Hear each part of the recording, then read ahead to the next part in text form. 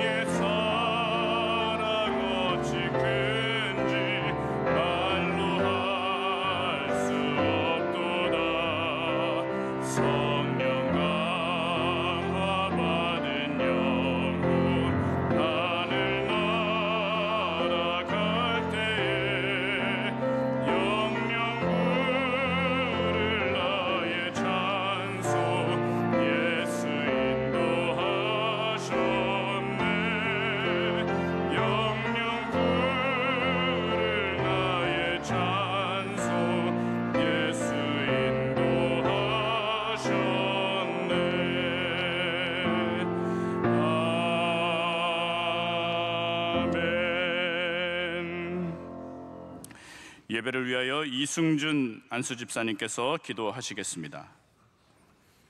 할렐루야. 참 사랑이신 하나님 아버지, 예수님 믿게 하시고 새벽에 성전에 나와 예배드리게 하심에 감사합니다. 주님 앞에 우리의 모든 죄를 자복하오니 보혈의 은혜로 깨끗하게 씻어 주옵소서. 이 나라와 민족을 불쌍히 여기사 사랑으로 하나 되게 하시고 한국교회가 깨어 기도하며 복음과 선교의 사명을 잘 감당케 하여 주옵소서. 명성교회를 세우시고 말씀으로 성령으로 충만케 하시니 감사합니다. 우리 교회가 새벽을 깨워 기도하며 주님 맡겨주신 귀한 사명 충성하며 감당할 수 있도록 지켜주옵소서. 담임 목사님 성지순례 잘 마치고 돌아오게 하심 감사드립니다. 연이은 해외 말씀 사역 가운데 주님 새 힘을 더하여 주옵소서.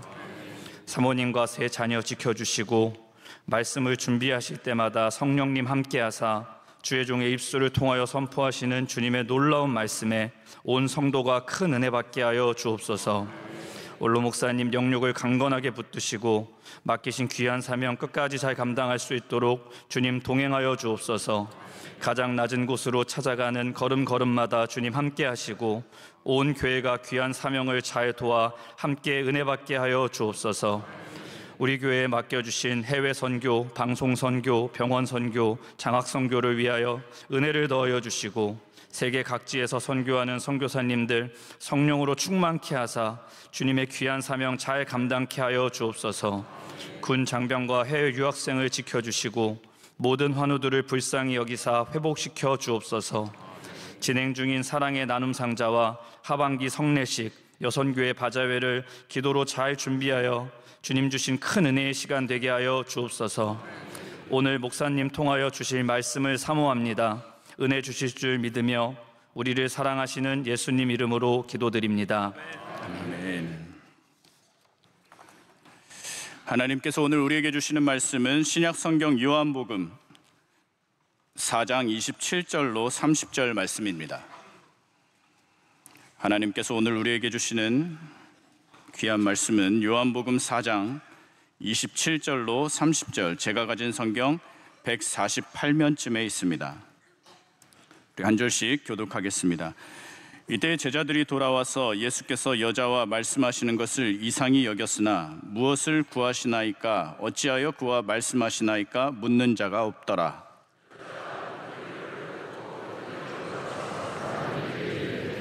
내가 행한 모든 일을 내게 말한 사람을 와서 보라. 이는 그리스도가 아니냐 하니 그들이 동네에서 나와 예수께로 오더라. 아멘. 주님의 뜻을 이루소서라는 제목으로 하나님의 말씀 증거하도록 하겠습니다. 주님의 뜻을 이루소서. 우리는 누구나 무엇인가를 간절히 원했던 적이 있습니다. 물론 오늘도 무엇인가를 간절히 원하며 살아가고 있습니다. 세상을 살면서 이루고 싶은 간절한 것들이 참 많이 있지만 믿음의 눈을 가지고 또 믿음의 눈으로 보게 된다면 우리가 간절히 이루고 싶었던 것들이 때로는 헛된 것인 경우가 참 많이 있습니다. 주일 담임 목사님의 말씀을 들으면서 저는 조금 더 우리의 시야가 또 우리의 안목이 넓어져야 되지 않는가라는 생각을 한 주간 동안 묵상하게 되었습니다. 내가 원하는 것, 내가 바라는 것들이 있을 때 그것이 나의 원인 경우가 많고 나의 소원인 경우가 많습니다. 꼭 내가 하고 싶은 일들이 참 많죠. 그러나 큰 그림에서 본다면, 나의 관점이 아니라 하나님의 관점에서 본다면 이 일들이 어떤 일일까? 과연 내가 하나님이 원하는 것들을 구하고 있는가? 아니면 나의 욕심으로 구하며 바라고 있는가를 생각해 보게 됩니다. 간절히 이루어진다라는 뜻의 이 영적인 의미는 주님의 뜻을 이루어 주시옵소서, 하나님의 뜻 가운데 역사하여 주옵소서인 줄로 믿습니다. 우리의 기도 제목들이 헛된 것을 구하는 것이 아니라 하나님의 주권 속에서 또 하나님의 역사 속에서 이 모든 뜻들이 이루어진다면 우리는 하나님 앞에 또 우리의 삶 가운데 또 신앙에 있어서 모두 다 만족할 수 있을 것입니다. 그렇다면 하나님의 주권 속에서 주님의 뜻이 이루어지려면 우리는 어떤 신앙의 자세를 가져야 할지 몇 가지로 살펴보도록 하겠습니다. 첫째로, 간절히 원하는 것이 있다면 우리의 빈 시간을 선한 일로 채워야 합니다. 우리의 빈 시간들을 선한 일로 채워야 합니다. 오늘 이 앞절의 본문인데요, 4장 6절부터 8절의 내용을 우리 잠시 읽어보면 좋겠습니다. 한 장 정도 앞으로 넘기시면 4장 6절로 8절, 우리 다 같이 읽어보겠습니다. 시작. 거기 또 야곱의 우물이 있더라. 예수께서 길 가시다가 피곤하여 우물 곁에 그대로 앉으시니 때가 6시쯤 되었더라. 사마리아 여자 한 사람이 물을 기르러 왔음에 예수께서 물을 좀 달라 하시니 이는 제자들이 먹을 것을 사러 그 동네에 들어갔음이러라. 아멘. 8절에 보니까 제자들이 먹을 것을 사러 동네로 들어갔다라고 이야기를 합니다. 어찌 보면 제자들은 아직 체력이 조금 더 남아 있을지도 모르고, 또 다른 관점에서 보면 예수님께서 의도하신 바가 있어서 제자들을 동네로 들여보내고 예수님은 우물에 잠시 앉으셨을 수도 있습니다. 6절에 보면 거기 또 야곱의 우물이 있더라. 예수께서 길 가시다가 피곤하여 우물 곁에 그대로 앉으시니 때가 6시쯤 되었더라 라고 말씀합니다. 일단 기본적으로 예수님은 피곤하신 상태였습니다. 그리고 우물 곁에 그대로 앉으셨습니다. 우리 길을 걷다가 또 무슨 일을 하다가 그 자리에 그대로 앉을 때가 있지 않습니까? 이 그대로 앉는다라는 말은 별다른 조심 없이 주의하지 않고 그대로 털썩 앉는다라는 말이 있습니다. 그래서 피곤해서 그대로 앉았다라는 것은 예수님이 지금 어떤 상황이시냐면, 정리하면 나 좀 쉬고 싶다라는 것입니다. 제자들이 동네에 가서 먹을 것을 구하는 그 짧은 시간 동안 예수님은 한편으로 쉬고 싶으셨습니다.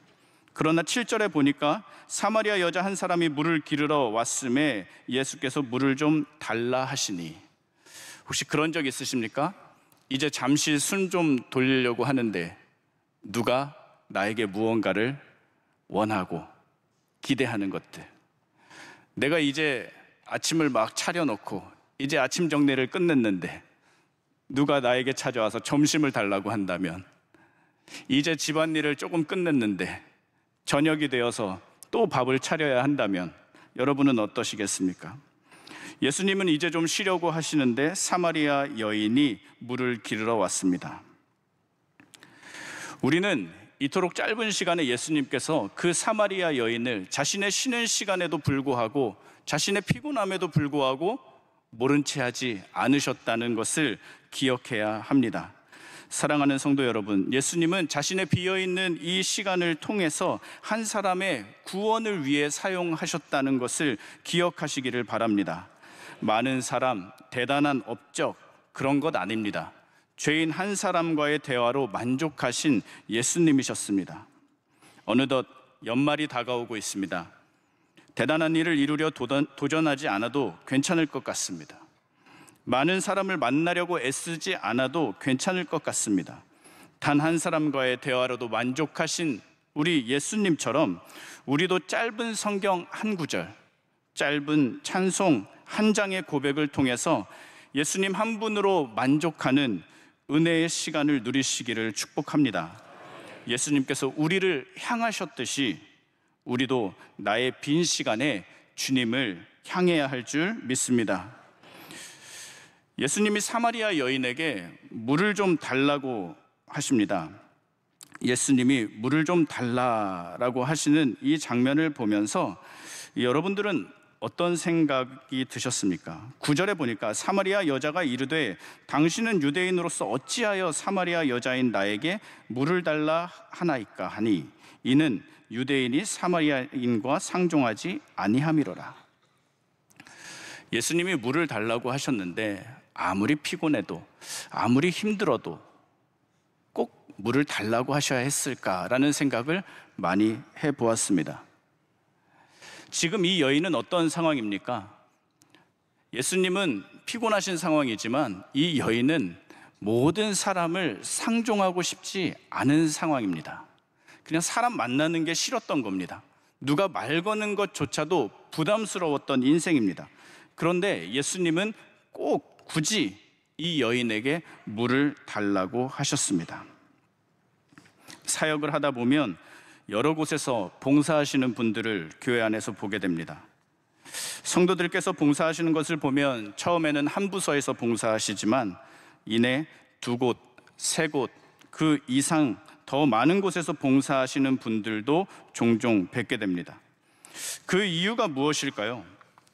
교회 일을 하다 보면 또 바쁘신 성도들에게 저조차도 도움을 요청하는 경우가 참 많이 있습니다.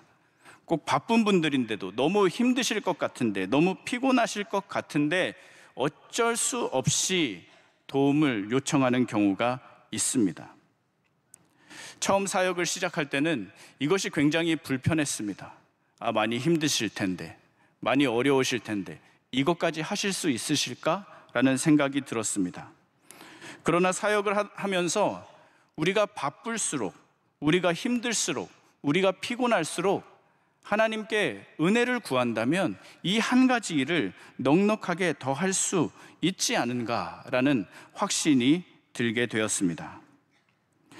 우리는 바쁜 사람들에게 예수님처럼 물을 좀 달라라고 얘기할 수 있어야 합니다.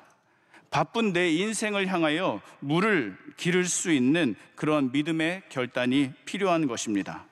심령이 가난한 자들을 향해서 예수님은 가난한 중에도, 궁핍함 중에도 예수님께 물을 드릴 수 있는 믿음이 필요하다는 것을 알려주고 계신 것이죠. 그것이 세상의 우물로 만족하지 않고 하나님의 자비의 샘에, 그 복된 샘에 이를 수 있는 그 길로 인도하시는 주님의 지혜인 줄로 믿습니다. 사실 따지고 보면 내 물도 아닙니다. 기껏해야 우리의 작은 수고가 고작일 뿐입니다. 우리의 시간을 주님께 드리려고 하십니까? 시간도 원래 나의 것이 아닙니다. 물질도 나의 것이 아닙니다. 다 주님이 주신 것입니다. 다 주님의 것인데 우리가 교만하면, 또 낙심하고 절망하면 세상의 작은 것들이 우리에게 크게 보이게 됩니다. 그래서 이 모든 것들이 주님의 것이라는 것을 고백하며 예수님께서 물을 좀 달라, 시간을 달라, 너의 애씀을 달라라고 말씀하실 때 우리의 모든 것을 기꺼이 내어줄 수 있는 은혜가 있으시기를 소망합니다. 둘째, 간절히 원하는 것이 있다면 불편함을 감수해야 합니다. 살다 보면 많은 사람들을 만날 때에 여러분 혹시 그런 감정들 느끼셨습니까? 지금 내 앞에 있는 사람이 미묘하게 나에게 저항하는 것 같을 때, 분명히 대화가 계속해서 오가고 있는데 그냥 좋아서 하는 대화가 아니라 묘하게 나에게 반항하는 것 같을 때, 9절에 저희가 잠시 아까 읽었지만 그것이 1차 저항입니다. 저는 성경 옆에 사마리아 여자의 1차 저항 이렇게 써놨습니다. 사마리아 여자가 이르되 당신은 유대인으로서 어찌하여 사마리아 여자인 나에게 물을 달라 하나이까? 우리가 쉽게 생각했을 때 복을 받는 사람이라면, 또 구원을 받을 사람이라면 예수님께서 물을 좀 달라라고 하실 때, 예 주님, 물이 여기 있습니다, 이 물 드세요 라고 해야 될 것 같지 않습니까? 그런데 이 여인은 예수님께 왜 나에게 물을 달라고 합니까? 라고 저항을 합니다. 그러자 예수님께서 뭐라고 하시냐면, 우리 10절을 잠시 한번 읽어보도록 하겠습니다. 10절입니다. 시작. 예수께서 대답하여 이르시되 내가 만일 하나님의 선물과 또 내게 물 좀 달라 하는 이가 누구인 줄 알았더라면 내가 그에게 구하였을 것이요 그가 생수를 내게 주었으리라. 아멘. 할렐루야. 누구인 줄 알았더라면, 지금 이 사마리아 여인은 자신의 인생에서 그 어떠한 시간보다 기회의 때를 누리고 있는 줄로 믿습니다. 사랑하는 성도 여러분, 지금 이 새벽이 우리에게 기회의 시간인 줄로 믿습니다. 하나님께서 나를 만나주시고 하나님께서 내 필요를 아시고 내 기도에 응답하시는 이 시간이 기회의 시간입니다. 우리가 누군가에게 맛있는 것을 권하는데 그 사람이 도무지 이것이 얼마나 맛있는 것인지 몰라요. 이것이 얼마나 귀한 음식인지 몰라요. 그러면 우리가 어떻게 합니까? 한 번만 먹어봐. 한 번만 먹어봐. 우리가 봉사할 때, 또 성경 읽을 때, 예배 드릴 때 뭐라고 합니까? 한 번만 나와봐. 한 번만 예배 드려봐. 한 번만 은혜 받아봐. 더 귀찮게 하지 말고 한 번만 받아봐 라고 하지 않습니까? 오늘 이처럼 이렇게 예수님은 그 자신의 불편한 감정을 조금씩 드러내는 그 저항하고 반항하는 사마리아 여인에게 기회의 시간을 주고 계십니다. 11절 12절에 2차 저항이 나옵니다. 저 또 역시 2차 저항이라고 적어놨는데, 여자가 이르되 주여 물기를 그릇도 없고 이 우물은 깊은데 어디서 당신이 그 생수를 얻겠사옵나이까 하면서 2차 저항을 합니다. 그러자 13절 14절에 이렇게 말합니다. 함께 읽겠습니다. 시작. 예수께서 대답하여 이르시되 이 물을 마시는 자마다 다시 목마르려니와 내가 주는 물을 마시는 자는 영원히 목마르지 아니하리니 내가 주는 물은 그 속에서 영생하도록 솟아나는 샘물이 되리라. 아멘. 앞에서는 끊임없이 사마리아 여인이 예수님께 반항하고 저항합니다. 그러나 굉장히 대단하게, 굉장히 티나게 하는 것도 아닙니다. 미묘하게 그 불편한 감정을 드러냅니다. 그러나 여러분, 전도해 보셨습니까? 누군가를 교회로 인도하셨습니까? 누군가를 봉사의 자리로 인도하셨습니까? 그때 그 불편한 저항감들이 있지 않습니까? 처음에 모르고, 이것이 얼마나 복된 일인지 모르고 깨닫지 못하고 저항하는 것들이 있습니다. 예수님은 이 불편함을 감수하셨습니다. 아니, 내가 구원을 주겠다고 하는데 그 구원이 얼마나 귀한 것인지 모르고 복된 일인지 모르고 이렇게 저항하는 겁니다. 15절에 보면 3차 저항이 있습니다. 총 3번의 저항을 하는데 15절에 여자가 이르되 주여 그런 물을 내게 주사 목마르지도 않고 또 여기 물 기르러 오지도 않게 하옵소서. 어찌 보면 구하는 것 같고 어찌 보면 순종하는 것 같지만 이 속마음은 그런 마음이 담겨져 있습니다. 만약 그럴 수 있다면, 만약에 그런 물이 있다면 저에게 좀 줘보세요 라고 이야기하는 겁니다. 이 3차 저항 끝에 대화가 깊어지고 대화가 무르익어가고 있습니다. 우리 신앙생활도 예수님께 저항하다 보면, 예수님께 반항하다 보면 우리의 삶에 어느덧 깊숙이 들어오시는 예수님을 우리가 경험하지 않습니까? 16절에 이르시되 가서 내 남편을 불러오라 라고 하십니다. 아니, 갑자기 물 이야기를 하다가, 갑자기 생수 이야기를 하다가 대화가 남편으로 넘어갔습니다. 인생에 개입하시는 것이죠.